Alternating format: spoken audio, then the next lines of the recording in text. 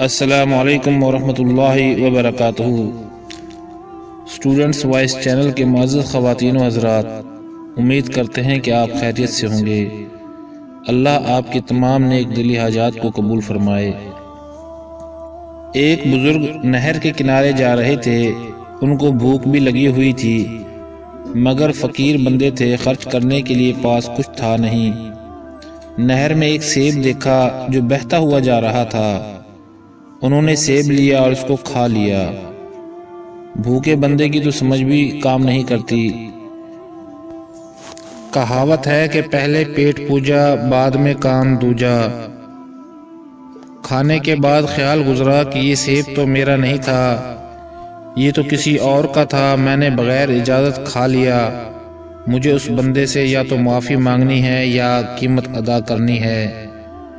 چنانچہ جدھر سے پانی آ رہا تھا ادھر جانے لگے۔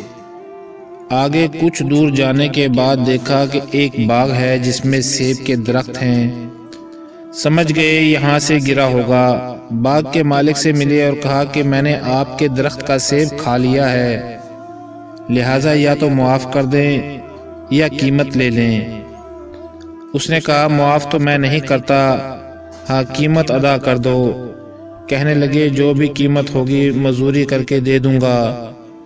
اس نے کہا میری ایک بیٹی ہے، گونگی ہے زبان سے، آنکھوں سے اندھی ہے، کانوں سے بہری ہے، پاؤں سے لولی لنگڑی ہے، لہذا اس کے ساتھ تم نکاح کرو اور ساری زندگی اس کی خدمت کرو، اس کو خوش رکھو، یہ قیمت دینی پڑے گی۔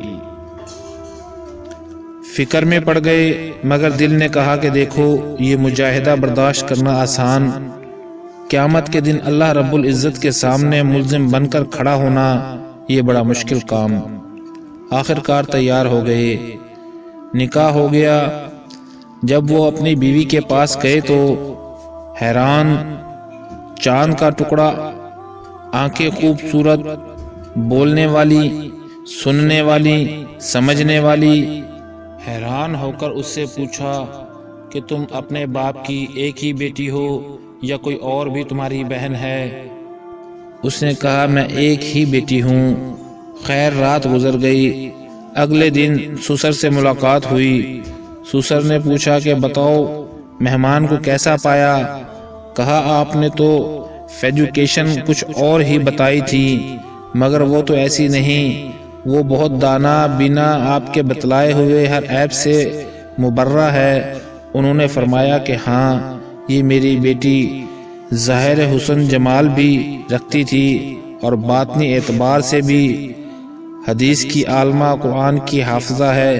میں چاہتا تھا اس کے لیے کوئی ایسا خاوند ڈھونڈوں کہ جس کے دل میں اللہ کا خوف ہو، کیونکہ جس کے دل میں خوف خدا نہ ہو وہ بیوی کے حقوق صحیح ادا نہیں کر سکتا۔ اس لیے سورہ نساء پڑھ کر دیکھیں، ہر دوسری چوتھی آیت میں اتقوا اللہ، کیونکہ اللہ تعالیٰ جانتے ہیں کہ جب تک اللہ تعالیٰ کا خوف دل میں پیدا نہیں کریں گے وہ دوسروں کے حقوق کو صحیح ادا نہیں کر سکیں گے۔ تو میں چاہتا تھا کہ کوئی ایسا بندہ ملتا۔ جب تم نے ایک سیب کی وجہ سے معافی مانگی تو میں نے کہا اس کے دل میں خوف خدا ہے، اس لیے میں نے اپنی بیٹی کے لیے تمہیں خاوند کے طور پر تجویز کیا۔ دونوں ساتھ رہنے لگے۔ اللہ رب العزت نے انہیں بیٹا دیا جس کا نام انہوں نے نعمان رکھا۔ یہ نعمان بڑا ہو کر امام اعظم ابو حنیفہ بنے۔